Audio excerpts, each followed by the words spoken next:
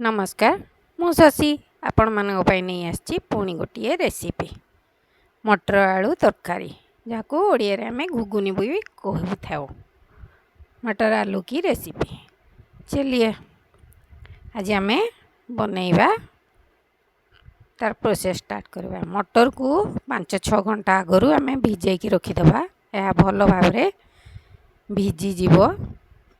ए देखंतु मु भल भाव रे 2-3 थर धोईकी भिजेकी रखी देइथिली। यह भिजी गलानी। एबे याकु आमे आउ टिके भल भाव रे धोईकी प्रेशर कुकर रे देई दबा एवं सेथिरे लूण हळदी ऐड करिबा। लूण स्वाद अनुसार, हळदी भी हाफ चामच ऐड करके एबे प्रेशर कुकर रो ढांकुणी बंद करके आमे याकु गैस रे बसई नबा।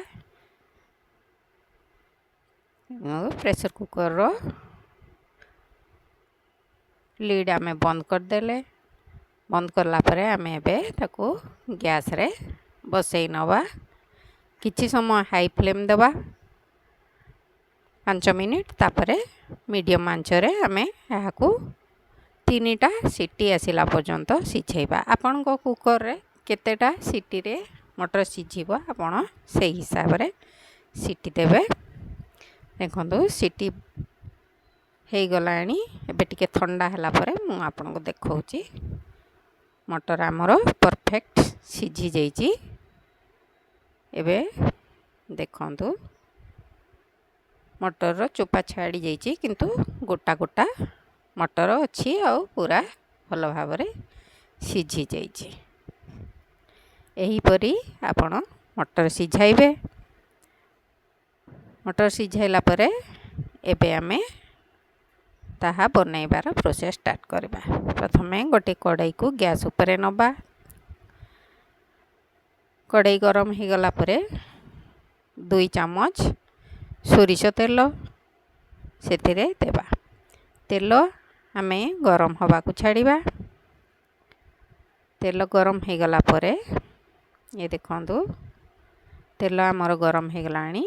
गोटिए सुखिला लंका एवं गोटे तेजपत्र सेथिरे ऐड करबा एवं 2टी मीडियम साइज रो पियाज मु काटी के नै थिली छोट छोट करके।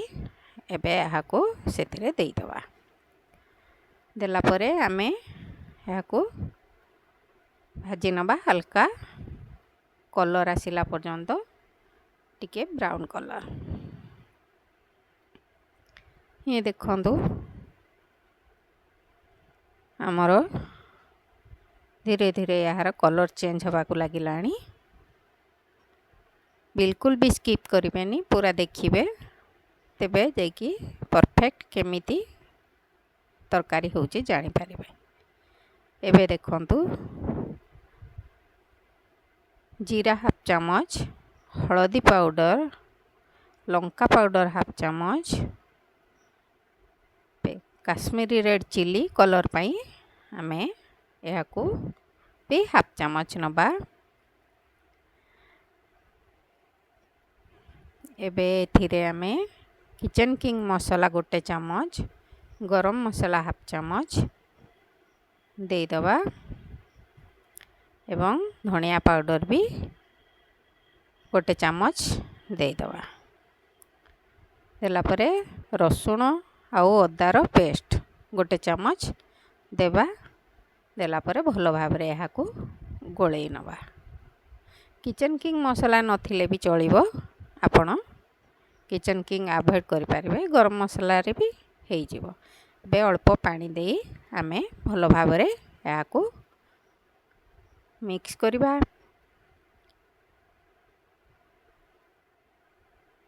भल भाव रे मिक्स कला परे आमे मसालाटा टिके हवा को छाड़ीबा। एबे मसाला ही आसिलानी। एबे किछि कट्टा धनिया पत्र आमे सेथिरे देबा। एबे मु किछि सिझा आलू 2टी सिझेई की तार चोपा छड़ेई की नैची। आपण चाहिले मटर संगरे भी एका संगरे आलू सिझेई पारिबे। आलू न खाउथिले बिना आलू रे भी बनै पारिबे। यहाँ पर आमे ଲୁଣ ଦେବା ଏବଂ ଭଲ ଭାବରେ ଏହାକୁ ଗୋଳେଇବା। ଯଦି ମୋର ରେସିପିଟି ଆପଣଙ୍କୁ ଭଲ ଲାଗୁଥିବ ନିଶ୍ଚୟ ଲାଇକ୍ କମେଣ୍ଟ ସେୟାର କରିବେ। ଯଦି କେହି ନ୍ୟୁ ଥିବେ ସବସ୍କ୍ରାଇବ୍ କରିବାକୁ ଭୁଲିବେନି। ସବସ୍କ୍ରାଇବ୍ ସହିତ ବେଲ୍ ଆଇକନ୍ ବି ପ୍ରେସ୍ କରିଦେବେ, ଯାହାଫଳରେ କି ମୋର ଭିଡ଼ିଓର ସାରା ନୋଟିଫିକେସନ୍ ଆପଣଙ୍କୁ ଶୋ କରିବ। ଏବେ ଆମେ ସେଥିରେ କଷା ହେଇଗଲା ପରେ ମଟର ଯେଉଁ ସିଝେଇକି ରଖିଥିଲେ ତାହାକୁ ଦେଇଦେବା। ଆଉ ଟିକେ ପାଣି, ଆପଣ ଯେତିକି ପାଣି ଆବଶ୍ୟକ ସେତିକି ଦେଇନେବେ। ଦେଲା ପରେ ଥରେ ଟେଷ୍ଟ କରିନେବେ ଆପଣଙ୍କର ଲୁଣ ଠିକ୍ ଅଛି କି ନାହିଁ। ତରକାରୀ ଟେଷ୍ଟ ହେବାର ଡିପେଣ୍ଡ କରେ ଲୁଣ ଉପରେ। ଲୁଣ ଯଦି ଅଧିକା ହେଇଯାଏ ତରକାରୀ ଖରାପ ହେଇଯାଏ, ଯଦି ଲୁଣ କମ୍ ବି ହେଇଯାଏ ତରକାରୀ ଖରାପ ହେଇଯାଏ। ଏଠି ମୋର ଟିକେ ଲୁଣ କମ୍ ଥିଲା, ମୁଁ ଆଉ ହାଫ୍ ଚାମଚ ଲୁଣ ଦେଇଦେଲି। ଦେଲା ପରେ ଏହାକୁ ଏବେ ଆମେ ଘୋଡ଼େଇକି ଭଲ ଭାବରେ ଫୁଟିବାକୁ ଛାଡ଼ିବା। ଏ ଦେଖନ୍ତୁ ଆମର ଫୁଟିଗଲାଣି ତରକାରୀ। ଏବେ ଆଉ ତାକୁ ଘୋଡ଼େଇବାନି, ଏମିତି ଅଘୋଡ଼ା ଆମେ ତାହାକୁ ଫୁଟେଇବା।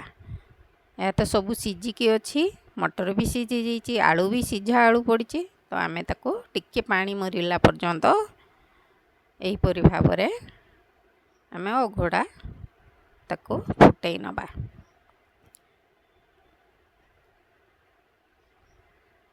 ମଝିରେ ମଝିରେ ଆପଣମାନେ ଚେକ୍ କରୁଥିବେ। ଏହି ସମୟରେ ଆମେ ତେଜପତ୍ରଟି ବାହାର କରିଦେବା, କାରଣ ତେଜପତ୍ରର ଯେଉଁ ଫ୍ଲେଭର୍ ଆମେ ତରକାରୀରେ ଅଲରେଡ଼ି ମିଶି ସାରିଲାଣି। ତେଣୁକରି ତେଜପତ୍ର ବାହାର କରିଦେବା। ଏବେ ଆମର ତରକାରୀ ହେଇଗଲାଣି।